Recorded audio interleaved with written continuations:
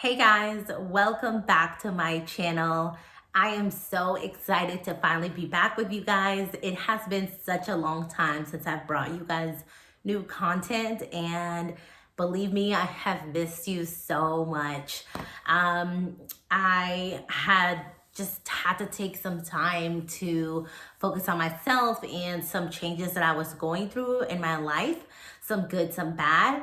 And I just wanted to focus on that. And I wanted to wait till the right time to come back and kind of just be able to bring you guys the type of content, of good quality content that I want to bring you guys all the time. And today's video is actually going to be a bit different. If you've watched my other videos, you know that I am very, happy and goofy and silly in all of my other videos with my family. But today's video is going to be a bit of a different note. Some of you guys may already know, but last year in November of 2022, I was actually diagnosed with Bell's palsy. And it was quite a lot that I went through. And I want to take the time to finally talk about that. Because during the time that I was going through that journey, I decided that I wanted to go through it alone. And I'm not sure if it was the best or the right decision, but for me, it felt like the right decision to go through it alone and really feel everything and really just sit back and take a look at my life and what had happened to get me there. And yeah, that's what I want to talk about today. And this is going to be an emotional video, so if you don't want to be sad, you might want to go watch something else. But I wanted to make this video because it's so important, not just for me to share my journey, but because I want to give hope and faith to everyone else that's going through this journey. And I just kind of want to be supportive of anyone that's going through this and let you guys know that it does get better. It does get better. Whatever your expectation of better may be, that may be different, between everyone, but it does get better overall. And I'm so thankful to be here today. So let's go ahead and get started before I start crying. Damn. Before we begin, I wanted to show these pictures here. You can see my eyes barely open in one. That's me half smiling on one side. Once again, another failed smile. Me trying to smile really hard. And then you can also see my eye is not closing on that one side all the way. Another half smile, me just really tired from the meds, not being able to sleep. And that is just a comparison of what my regular smile looks like. All right. So I want to start off with what is Bell's palsy. And I'm going to go ahead and just read the Google definition of what Bell's palsy is. It says Bell's palsy is a neurological disorder that causes paralysis or weakness on one side of the face. One of the nerves that controls muscles in your face becomes injured or stops working properly. Symptoms include sudden weakness or paralysis on one side of your face, a drooping eyebrow, and mouth. So that is like the direct Google definition for Bell's palsy. So let's go ahead. So I'll go ahead and just kind of tell you guys how I started feeling symptoms. So I want to say it was like a Monday or a Tuesday night. I was at the gym, and usually before I work out, I go in the gym and I just kind of tie my hair up or do whatever I need to do in the bathroom first. And I went in the bathroom, I'm washing my hands, and I look at my face, and I think I took like a selfie or something. But you know how when you take a picture, it's live? Okay, that picture, I saw half of my face. It's just, it even brings me back memories. I saw half of my face drooping, and the other one was like trying to smile, like smiling. And I thought, like, that's so weird. Like, it's got to be my camera or something. I don't know. Or I don't know what I thought, but I was like, whatever. Like, that's bizarre. So I went and I continued my workout like nothing happened. And the next day, I remember waking up and brushing my teeth. And if you know me, I'm always looking at my face. Like, I don't know. I'm weird like that. So I'm brushing my teeth and looking in the mirror, looking at my face, and I realized that I can't like keep the water in my mouth when I'm rinsing. So I automatically think, okay, what the fuck is going on? Like now I know there's a problem. And I decide to call my mom at work, and I said, and I used to work in the dental field, so I thought it was something to do with TMJ. My mom has TMJ, and I thought it was either something like that or like a nerve, because I had been having a lot of pain. That's another thing. I had a lot of ear pain for the past few days, and I just kept taking Advil for it. And I believe it was on this side. So it was ear and neck pain. And I thought, maybe that's tooth that I need to take out. I had gotten a evaluation from a surgeon like years ago, and they decided to not take it out because it could cause me damage to one of my nerves. So I thought maybe that tooth is growing, it's causing me nerve damage. So I call my mom and I'm like, hey, I'm going to the dentist today. I need to get like an emergency evaluation. I go to a dentist down the street of my house, and they're like, no, there's nothing wrong with you. There's nothing wrong with you. It's not anything on the dental side or anything on your like nerve or joint side. So I'm thinking, okay, I've worked in the dental field, especially with a specialist that focus on DMJ. I'm like, these people are wrong. Maybe like they're wrong. So then I start to think, and I'm like, no. I forgot that when I called my mom that morning before I went to the dental office to get checked out, she actually told me that maybe it's what your dad had. I want to bet like money that it's not dental related. And she's like, it's what your dad had. And my dad had Bell's palsy twice before he had it, I want to say when he was like 29 or 30. And this was because he was just working a lot and he was under a lot of stress. I mean, I don't think he stopped, like he ever had like a day off during this time. So he was working a lot. And that is also one thing that I think contributed to my Bell's palsy and me getting that, was the amount of stress that I was under when I went through that.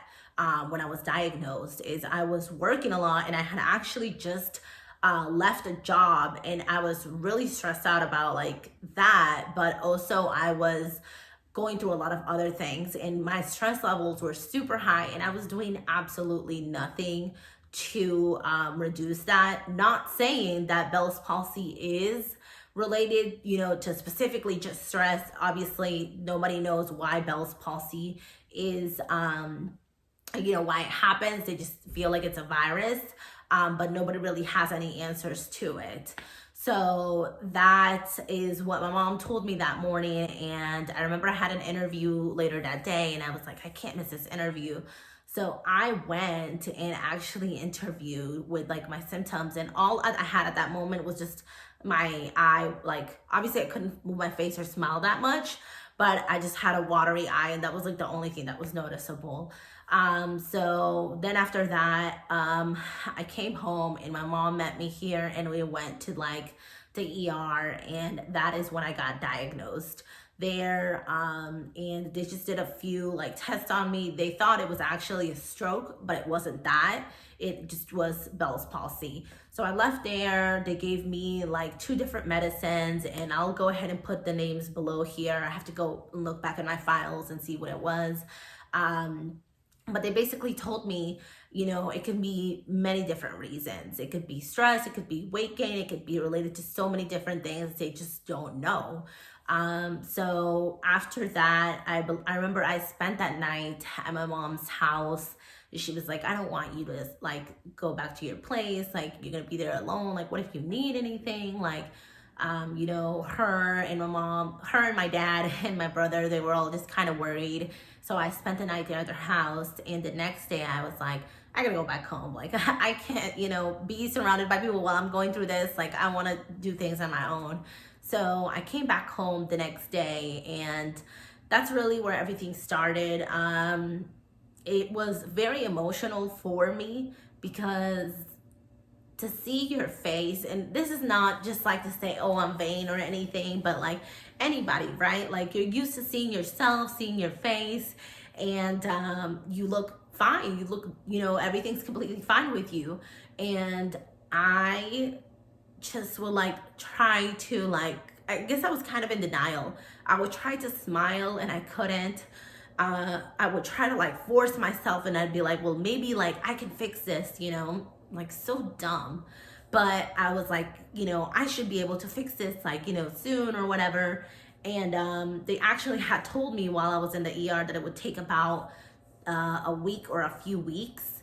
But I remember that my dad had had it twice, and I was like, I don't know if this is hereditary or not, but I don't want to get it twice.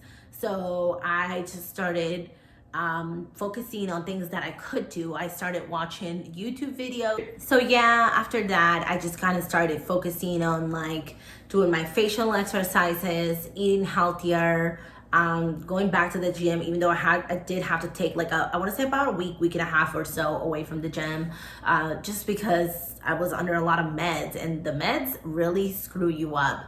That's another thing I wanted to talk about. I don't remember, I'll tag the names down here, but they tore up my stomach so bad, like I couldn't eat anything. But when I didn't eat stuff, it would like burn my stomach, because like I would go long hours without eating. But when I did eat stuff, I don't know, I couldn't hold food in, and I felt horrible. I couldn't sleep through the night. I would go nights without sleeping with that medicine, because it was, I want to say one of those was like a, what is it called?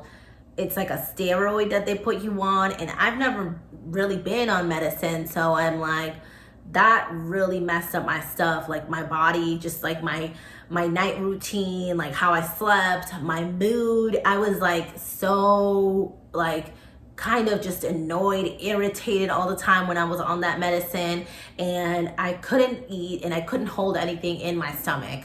It was just so weird. Honestly, I want to say the medicine was one of the worst parts. As far as my healing, after 2 weeks, I did see like 50% improvement, and I'll add pictures here of what I kind of looked like at that time. But I did see some improvement after 2 weeks, and I could smile, but I couldn't smile like all the way. And then after that, little by little, I want to say it took about a month and a half for my face to look 80% like myself again, where I could smile completely, where I could open my eyes and close my eyes completely, and kind of just, my face and my features to start coming back. Also, I did wear a lot of iPads during the time that I was sleeping, and I move a lot, so I would just come and sleep in my couch, because if I slept in my bed, you guys, my eye patch would have been out, because I had to keep it on throughout the night. And I would always carry eye drops with me. That was also another thing that they told me, like, you have to protect your eye, because your eye doesn't close while you have Bell's palsy. My eyes couldn't close. Like, I would close it, but it wouldn't close all the way. Like, it would stay like half opened. So just because that part of my face just was not able to completely move.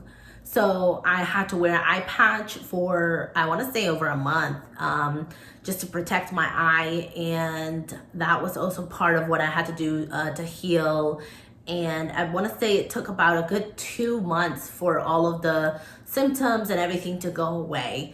And I remember, like, even I want to say now, what is it, March? I want to say up until like January, even in February, when I smiled or when I talked, I would have to make sure that my mouth was like moving at the same rhythm, and that this side, so I want to say I got my Bell's palsy, I don't remember which side it was now, but I would have to make sure that the side that had Bell's palsy, the lips would still move, because even though I had healed and it had been months, that like part of my upper lip would not move the same as the other side of my lip when I would talk, when I would make facial expressions and all of that. So it takes time, and my advice is, really just be patient with yourself, be kind to yourself, be, be surrounded by people that are, supportive, that love you, that care about you, and that, motivate you to keep going and to keep focusing on your healing journey when you're going through Bell's palsy. And like I said, I didn't go through it like, obviously I had my family and they knew, but I didn't really get on social media or post anything about it because I felt like it was nobody's business. And I also felt like, nobody's gonna care as much as I care about what's going on in my health and in my face. And I will say there was times where I felt really sad and really just emotional because I felt alone. I had the thoughts of the negative intrusive thoughts that were like, well, what if my face never heals? What if I can never like fully smile again? What if I can never close my eye again? Like, what if I can't, like when I talk to people, I can't, like move my face fully, half of my face. And all of those things that keep you like really just sensitive while you're going through that. And I would just say, try to remain hopeful, remain positive while you're going through it, and know that things do get better. Obviously most people do heal from Bell's palsy completely, but I want to say I read somewhere where it was like 30% of the people that do get Bell's palsy don't heal completely.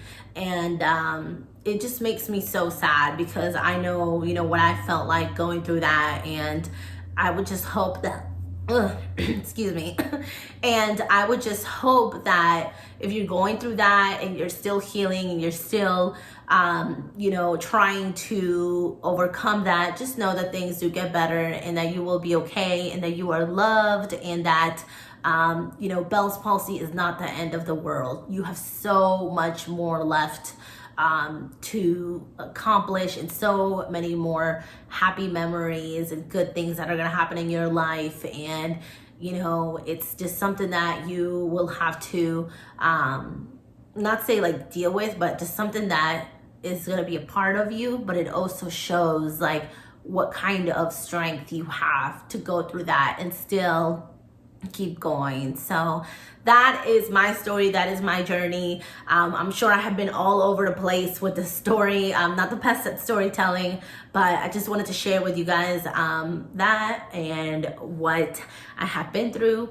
And on a lighter note, if you have any recommendations or anything that you would like me to post about, now that I'm coming back and bringing you guys back content, new content, let me know and I will make sure to bring you guys more videos. Thank you so much for watching, and as always, I will see you next time. Bye.